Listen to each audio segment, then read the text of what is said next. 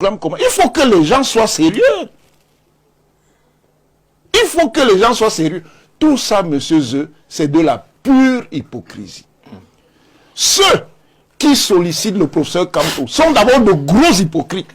Vous les avez vus se mobiliser de manière importante quand il a eu ces problèmes causés par lui-même. Il n'a pas été éliminé par quelque arbitraire que ce soit.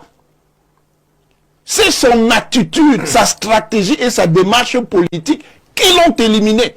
Et pour résumer pour nos auditeurs, tous les leaders politiques qui ont présenté des candidatures et ont eu des mandats à l'occasion des élections législatives et municipales de 2020 et qui ont souhaité se présenter à l'élection présidentielle s'y sont présentés.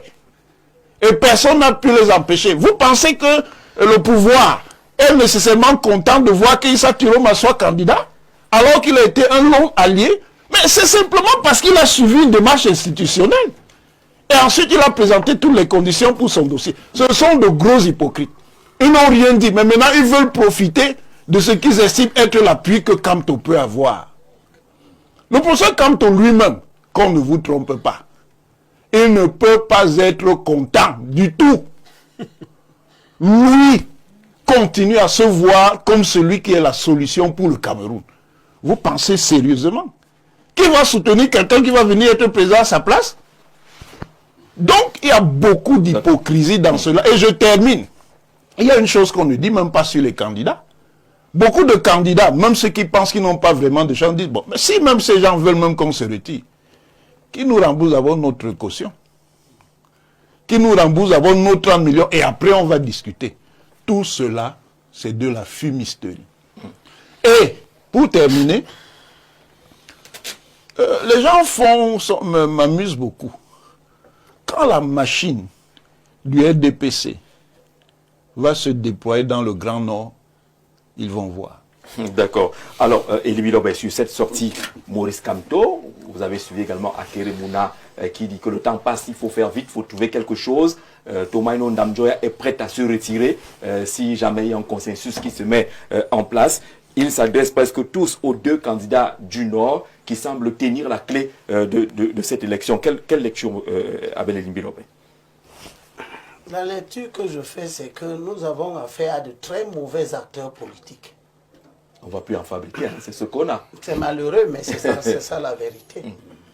On a affaire à de très mauvais acteurs politiques. Pardon. Parce que si des gens considèrent que... Même Akere.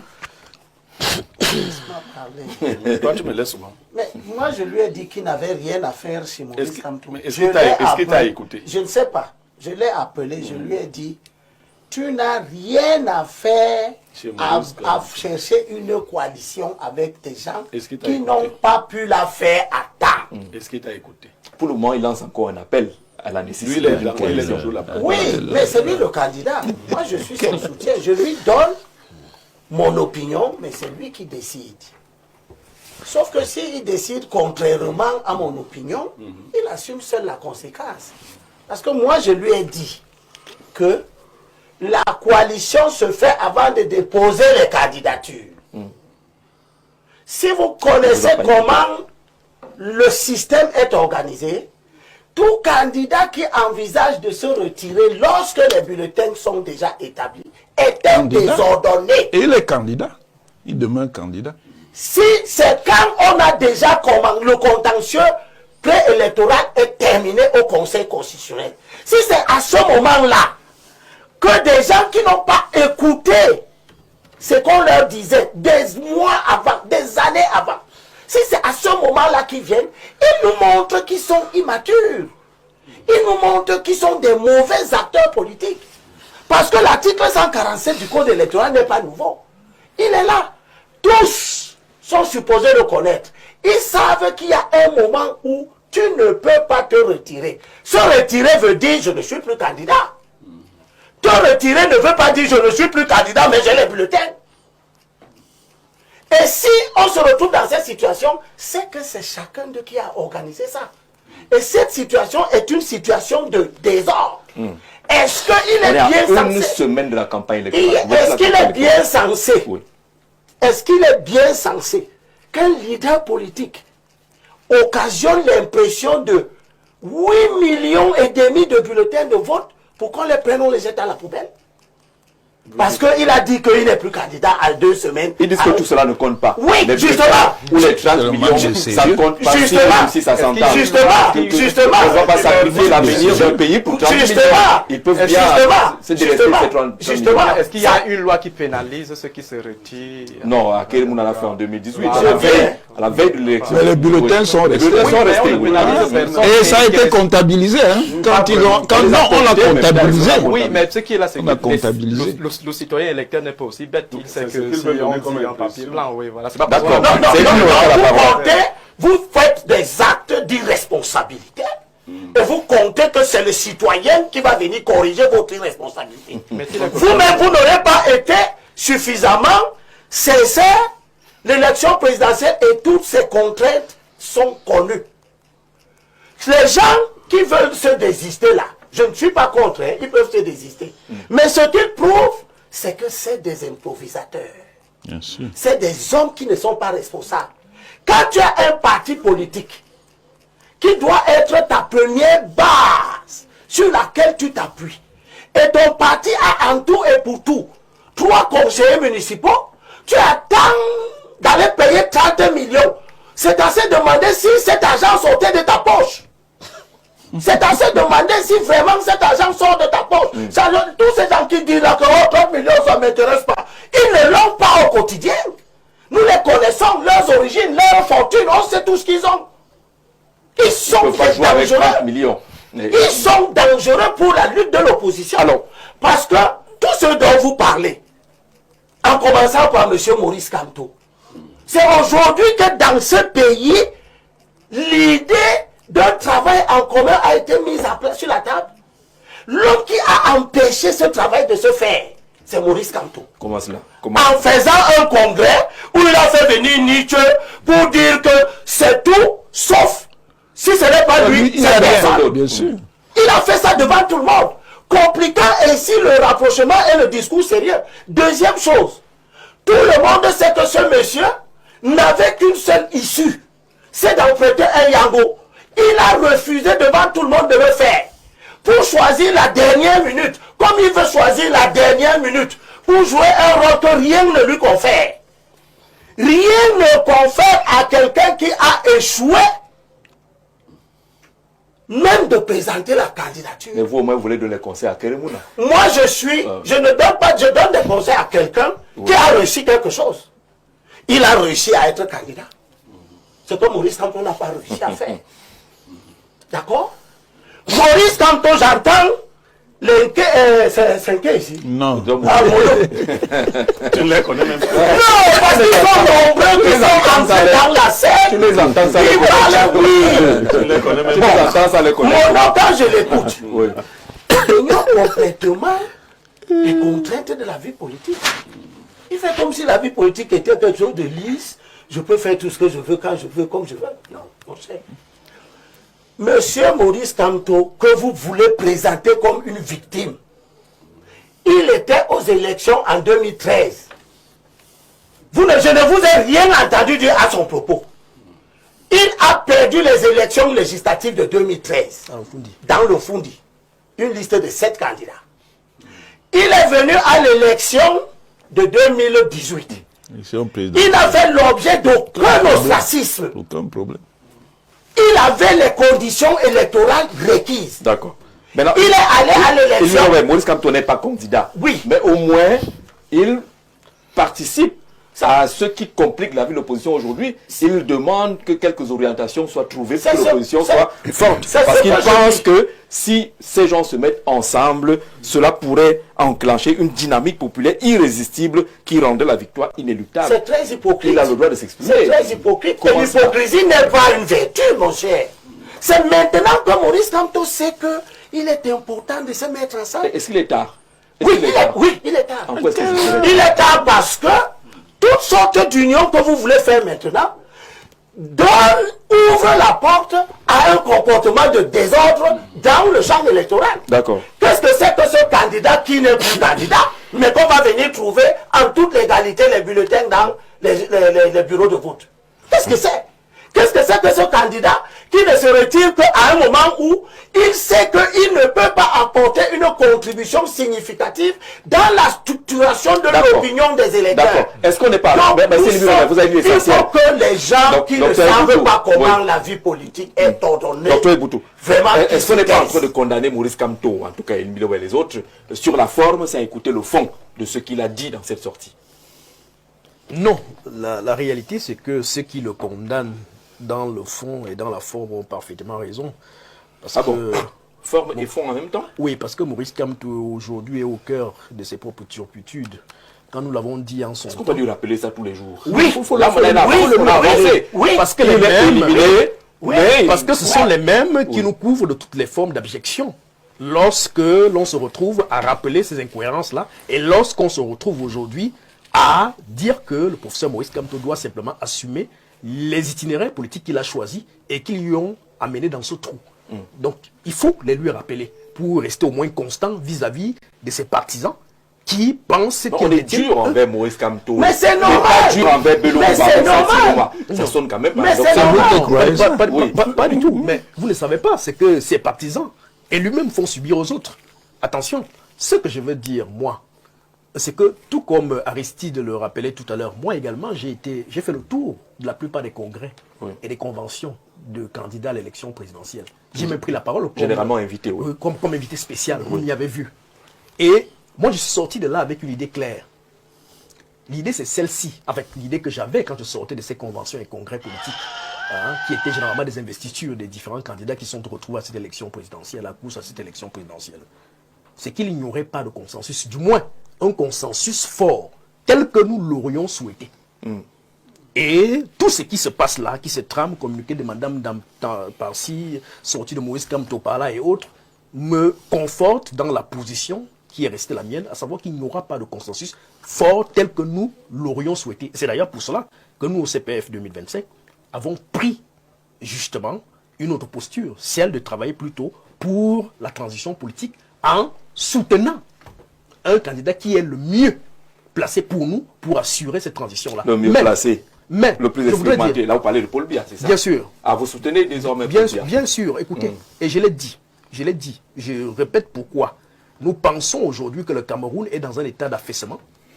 Cet état d'affaissement nécessite que des réformes institutionnelles soient faites à un très haut niveau pour redéfinir un nouvel itinéraire au Cameroun. Et il n'y a que Biya pour faire ces réformes institutionnelles, c'est ça? Non, vous ne me comprenez pas. Ce que je dis, c'est que le Cameroun a besoin des énergies, quels qu'en soient les bords, politiques, idéologiques et tout ce que vous voulez. Mais le constat étant fait, je suis là sur une perspective essentiellement réaliste et pragmatiste. Le constat étant fait, celui que je viens de décliner tantôt, à savoir que l'opposition n'a pas pu se réunir, n'a pas pu se mettre ensemble. Cher ami, mais ça n'annule pas qu'il y ait des compétences à l'intérieur de cette opposition. Nous disons que, et nous l'assumons, toute cette agitation que nous voyons n'aboutira à rien du tout. À rien. Mais alors à rien. Et ceux qui aujourd'hui veulent s'ériger, bien qu'ils dénient cette rhétorique-là, en faiseurs de roi, pensent dans leur tréfonds qu'ils sont effectivement des faiseurs de roi. Et nous leur disons, ils n'en ont plus la capacité, ils sont disqualifiés. Et quand je le dis, je voudrais quand même rappeler que les calculs politiciens arithmétiques que les uns et les autres font sur le fait que, voilà, on aura souhaité que voir un candidat du Grand Nord, un candidat du Grand Sud, peuvent tenir pour la simple raison quand même que si le débat s'agglutine autour de quelqu'un comme Bello et Chiroma, nous n'oublions pas, le Grand Nord, c'est quand même 35% de l'électorat, je pense que le compte de l'électorat. 35%. Et donc, un message politique qu'on aurait pu envoyer à l'opinion politique, c'est de se dire, ok, s'il y a un candidat du Grand Nord, ou alors originaire du Grand Nord, qui peut faire consensus de ce côté, on peut donc imaginer de façon compacte qu'ils peuvent bénéficier de ces 35% et venir grappiller. Sur ce point-là, au moins, vous êtes d'accord avec Maurice Kamto? Lequel? Qui lance un appel justement à ces candidats du Nord. Ça reste des mots, parce que sa trajectoire, n'est-ce pas, ses différents positionnements contradictoires ne nous amènent pas à quoi? À une posture comme celle-là. Ce que je pense plutôt, c'est comme le disait Onangini, c'est qu'il est dans une position de quelqu'un qui veut absolument exister dans un environnement où on est là pour regarder 11 candidats des forces du changement et un autre qui lui est au pouvoir. C'est eux qui nous intéressent. Le reste là n'est que balbutiement d'un homme politique qui a tout fait pour se mettre en difficulté et qui veut aujourd'hui saisir une conjoncture pour exister. Et nous disons qu'il se met de côté parce qu'il ne peut faire l'affaire de personne. C'est vrai qu'il bénéficie d'un capital sympathie. Nous, lui en savons gré. Mais la vérité, c'est qu'aujourd'hui, le constat est patent. Les candidats de l'opposition ne peuvent pas se mettre ensemble et trouver un consensus fort tel que nous l'avons souhaité. Et comme cela n'est pas arrivé, nous avons tiré donc notre conclusion, à savoir qu'il y a quelqu'un qui est là, qui va remporter les élections, et nous allons travailler dans le sens de l'y contraindre à voir dans quelle mesure basculer le Cameroun sur une pente transitoire. D'accord. Pierre Bironiemec, sur cette question, est-ce qu'on n'est pas en train de faire une grosse erreur dans l'approche en écartant absolument Maurice Kamto de cette élection présidentielle? Il n'est pas candidat, on le sait, mais on semble indiquer ici que son opinion ne compte plus parce qu'il aurait fait 2 ou 3 fautes hier. Alors, je voudrais rassurer Dr David Eboutou, tu conserves intact mon amitié.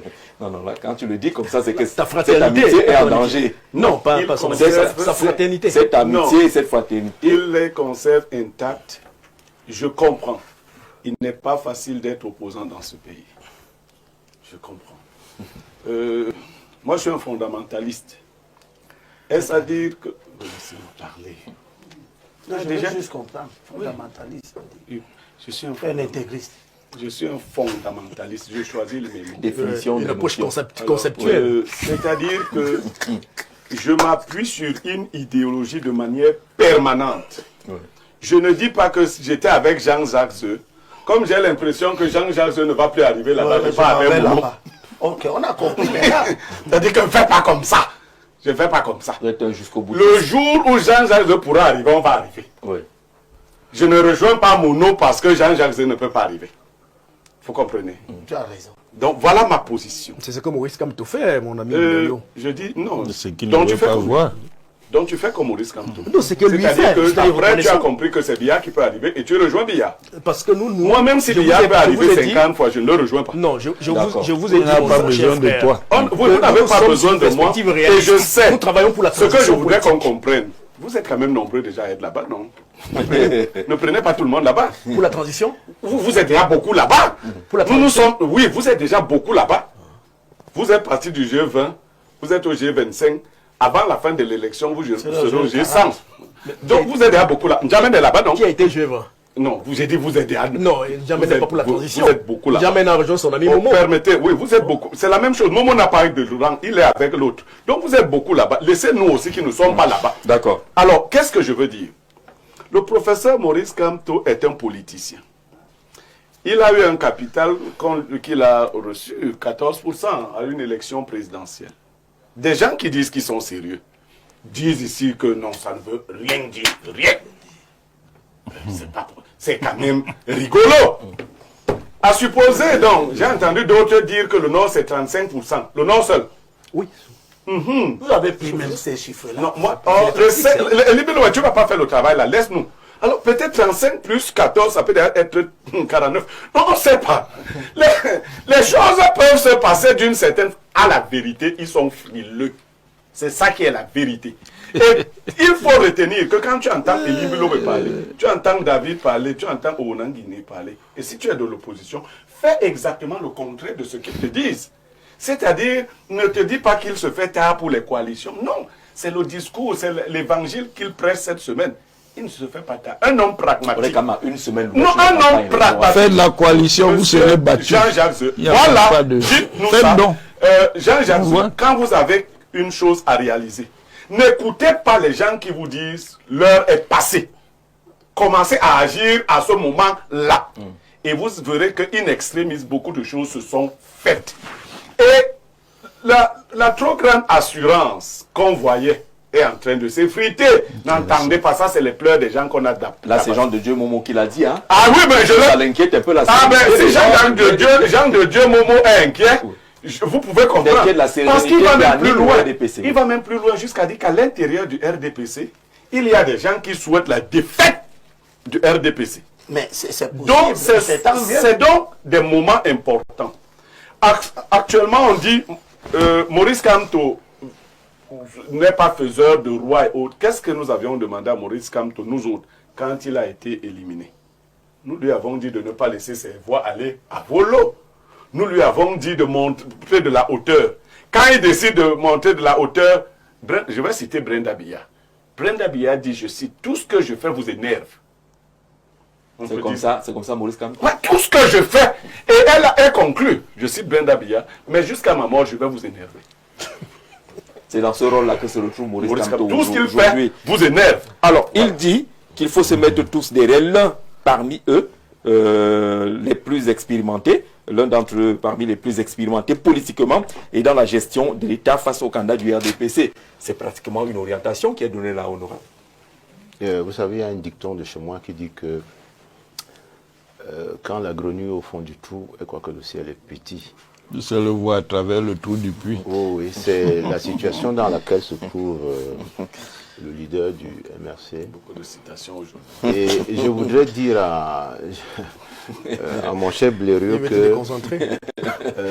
que vous êtes allé chercher toutes les citations. Vous savez, tout votre village là. Vous savez, quand en 2000, en 88, lorsque la démocratie pluraliste revient au Cameroun, les dernières élections pluralistes c'était en 64. Et on voit un phénomène nouveau apparaître également sur la scène politique, une doctrine, c'est le consensualisme politique. Donc ce n'est pas une invention d'aujourd'hui. Et le consensualisme politique est caractérisé par des mécanismes extrêmement complexes, souvent longs et lents. Ils peuvent même être source de conflits. Et toute l'activité du leader du MRC est source de conflits dans la recherche d'un consensus aujourd'hui. Et c'est pour cela que vous voyez que quand Blériot dit qu'il est fondamentaliste, heureusement il le dit lui-même, parce que tout fondamentalisme est essentiellement autoritaire. Anti-modernité, tout fondamentalisme est essentiellement intolérant. Dictatorial. C'est pour ça que vous voyez. C'est comme ça que je suis. Hein. Mais c'est ça. C'est comme ça que je suis. C'est pour ça que vous voyez. Je suis mieux varié tout. Oui, il ne peut donc s'accommoder que du champ lexical du MRC et de son leader. En ce qui nous concerne, nous observons que le consensualisme au Cameroun ne peut pas échapper aux contraintes qui s'imposent à tous les essais de consensualisme politique à travers le monde. Le Cameroun n'est pas une exception dans ce champ. Donc, nous, heureusement, il n'y a que Blériot. Cela, le Cameroun ressemble aux autres, quoi. Il n'y a que Blériot qui ramène la responsabilité du RDPC et l'état d'esprit qui s'y déroule sur la table. Vous avez vu que même les leaders politiques qui s'expriment sur la question n'ont imputé aucune responsabilité au RDPC ou à son candidat. On n'a pas entendu quelqu'un accuser, comme d'habitude, les autorités administratives, le président Biya et le parti au pouvoir de les empêcher de faire ci ou ça. On a quand même entendu dire que c'est le parti au pouvoir qui injecte le discours sur le consensus de l'opposition ou rien, candidature unique ou rien. Jean-Jacques, vous voyez que je suis en train de vous dire que je suis partisan d'une démocratie ouverte, c'est-à-dire que il n'est jamais venu dans mon esprit de conseiller qui est une candidature unique. C'est eux-mêmes qui sont allés chercher le consensuel là. Et je vais vous dire qu'il y a une autre contrainte dans le consensualisme politique, c'est la contractualisation des accords. Avez-vous un seul document qui concrétise un seul accord entre les différents candidats à l'élection? Et c'est pour cela que ceux qui s'aperçoivent aujourd'hui que le temps est passé n'ont pas tout à fait tort. C'est-à-dire qu'en fait, moi j'ai vu cette semaine, mon jeune collègue déclarer que ceux qui sont ses aînés doivent d'abord s'entendre. Voilà, il viendra après. J'ai vu le président aussi, candidat à l'élection présidentielle également, présenter, oui, vous pouvez négliger. Petit parti. Vous pouvez négliger leur poids politique. Plusieurs petits peuvent Tous faire. ces petits ne font même pas 10. Hein. Non, Blériot, vous voyez, ça dit que votre calcul électoral là n'est pas juste. Vous pouvez négliger le poids politique de quelqu'un qui a 5 députés et 207 conseillers municipaux comme Cabral. Et donner plus d'importance à quelqu'un qui n'a 0 conseiller, 0 député, il n'est rien, mais vous trouvez que Kamto est plus important que ceux qui sont. Donc ça c'est aussi la scène politique camerounaise. Hein. C'est-à-dire que ceux qui ont le deux mérite... ont compétit, hein, et l'un a battu l'autre. Hein. Ne faites pas ce genre de jeu. Les deux ont compéti. L'un l'a battu avec plus. Il fallait donc compétir aux législatives. Vous faites quoi comme ça? Laisse-moi avancer. L'un a battu l'autre double. Laisse-moi avancer. Double. J'étais en train de dire que, à ceux qui nous regardent, que cette semaine, j'ai plutôt vu le déploiement des équipes de campagne du SDF. Par exemple, le docteur Kakde est devenu le directeur de campagne du candidat au choix du SDF. Bon, ça veut dire que tout le monde est conscient que le 26 au soir, la campagne électorale va commencer. Pendant ce temps, certains ont trouvé un seul programme, le consensualisme, c'est-à-dire un candidat consensuel. Sans qu'on voit très bien le respect de la doctrine du consensualisme politique. Et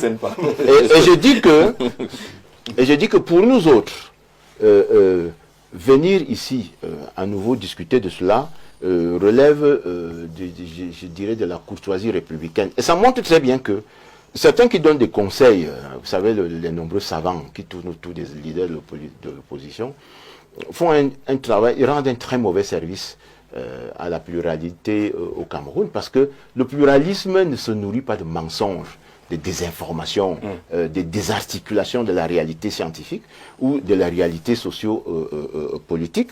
Vous voyez des gens qui passent à longueur de médias à raconter des choses qui n'ont rien à voir avec le bon sens démocratique ou politique des Camerounais. Et lorsque la réalité les rattrape, vous trouvez que, beaucoup trouvent que non, le parti au pouvoir n'est pas serein. Alors que le seul parti qui montre précisément qu'il est serein face au scrutin du 12 octobre, c'est le RDPC, dans son déploiement, dans sa capacité à aller vers les électeurs, dans sa capacité à se mouvoir et dans sa capacité à susciter l'adhésion de courants qui ne lui sont pas nécessairement proches. Je conclus cette prise de parole en vous disant que vraiment, le débat sur le rôle que pourrait jouer le professeur Kamto ou pas n'est pas notre débat.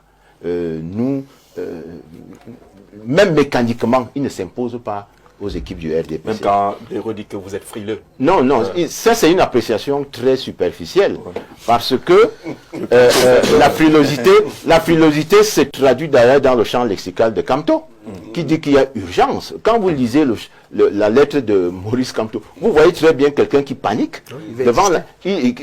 Parce qu'il panique, il choisit des mots qui montrent qu'il est dans une situation de panique entre l'écartèlement entre la quête de l'existence sur la scène, au moment où tout le monde voit comment le chrono est en train d'aller vers l'étranglement, parce que lui va disparaître. À partir du 26, Maurice Kamto va disparaître complètement, parce que seuls ceux qui sont candidats et qui ont un programme vont exister pendant 2 semaines. Vous voyez donc l'écartèlement entre ça et le souci d'interpeller les autres en leur disant ne me laissez pas, ne me laissez pas, faites quelque chose pour que je continue à exister, ne fût-ce que dans votre sillage. Vous voyez très bien que le champ lexical montre la panique, le désarroi, le désespoir, et c'est à tout le déshonneur. Et ce n'est pas les remontées d'informations au sein du MRC qui rassurerait Kamto, parce qu'il n'est pas tout à fait sûr de retrouver le siège de président de ce parti politique. Et moi, je dis que le Cameroun, finissez par chuter. Le Cameroun progresse. La démocratie... Avec tout le monde. Oui, progresse sur le plan de l'expression de l'opinion politique. J'admire le caractère serein, la tranquillité qui caractérise cette période. Et je souhaite que cette tranquillité, cette sérénité, y compris chez les acteurs qui sont nos adversaires, continue pendant la campagne électorale, pendant le jour du scrutin et même après, et que les gens continuent à s'exprimer dans le cadre républicain qui est défini par nos lois et nos institutions. Aristimodo prendra la parole tout à l'heure. Je vais donner lecture de quelques messages. Le MRC et son président hantent véritablement le R pour dire RDPC. Tout le débat tourne autour de sa personne. Le R est très intéressé par le plan de l'opposition. C'est vraiment de la sorcellerie, indique ce Camerounais-là.